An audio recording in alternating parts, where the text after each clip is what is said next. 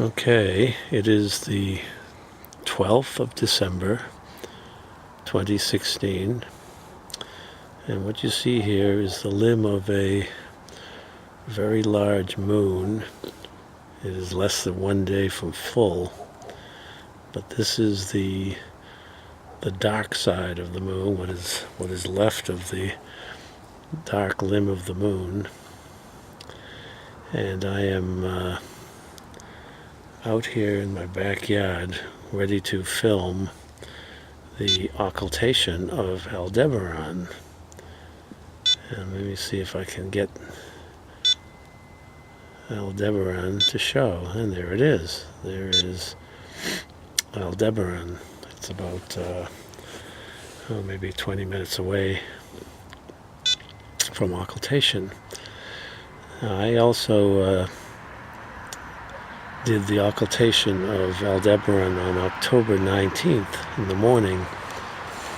That was a moon that was 3 days past full. Aldebaran disappeared in that case on the bright side. But now we are just a little bit before full, so Aldebaran is going to go in on the dark side tonight and reappear an hour later on the bright side. So it'll be a little bit difficult to know exactly when it's going to go in because I can't see the dark side. So I'll come back when it's a little bit closer.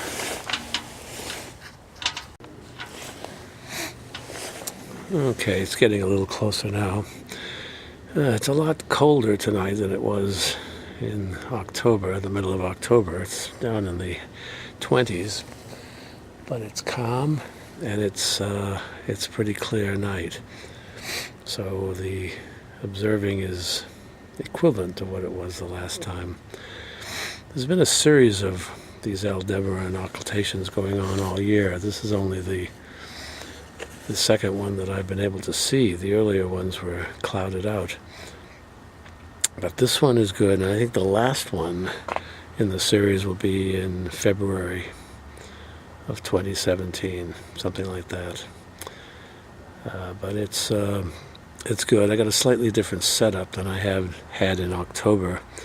I've got this is my 1000 millimeter 8-inch f5 Orion reflector mounted on the CEM-60 mount, which I got working again. So things are looking good. Everything's very stable. And okay, about 3 minutes to go until the minute of 11:18. I don't know when in that minute it's going to go, but it will disappear in that minute, the 18th minute. I'm trying to imagine how wide the dark side is, and if it's 1 day from full, then the width of the dark side is the same as the width of a 1-day-old moon, the bright part of the 1-day-old moon. And that's a pretty thin crescent. So that's what we've got here, this very thin, dark crescent, which I can't see, and I can only guess at under this magnification, 1000 millimeters. And once again, this is Aldebaran. It's big. It's the red giant. It has a diameter of about 0.023 seconds, something like that. It's not huge, but big enough to make a gradual transition, which I was able to see from the frames of the October occultation.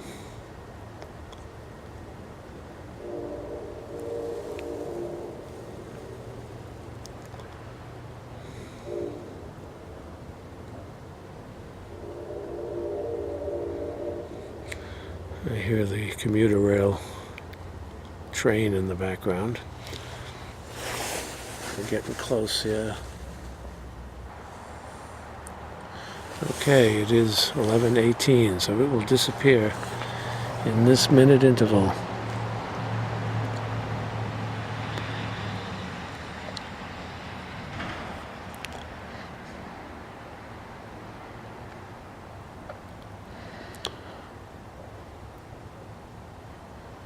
Oh, there it goes. It's gone. It is gone. All right, I'll have to look at the frame by frame to assess the transition. Still clear up there. All right, I'll be back in an hour. Okay, we've got about 4 minutes to go. This is the bright limb.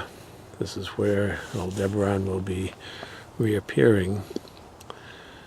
The dark patch on the moon there is Mare Fecunditatis. And the bright crater that's more or less in the center of the frame right now is called Langrenus. I looked it up on the chart. I don't know the names of craters this close to the edge of the moon because there's no need to know them. I'm never looking at them.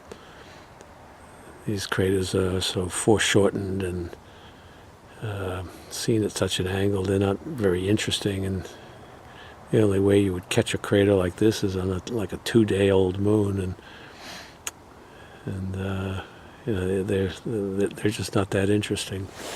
Anyway, what time is it? It's okay, less than 3 minutes now. This thing is scheduled to come out at 12:33, almost on the dot, according to my chart. I use 2 pieces of software. I use Stellarium, which is free, and I use Cartes du Ciel, which is also free, and they both agree. And as to the time of reappearance here, so I think we'll be hard pressed to see it. There's some bright spots on the moon. In fact, one is right exactly on the edge.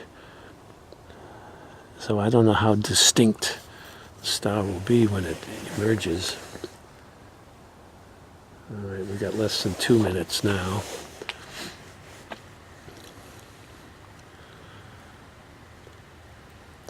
I'm not tracking the moon, I'm tracking Aldebaran.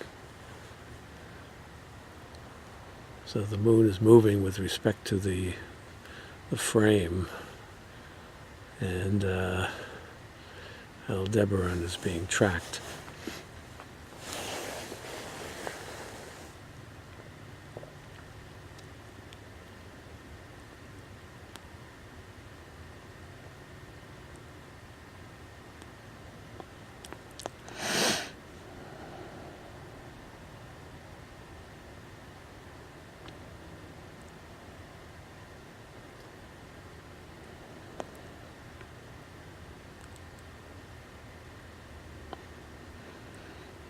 Oh, okay. Very nice. It was very obvious.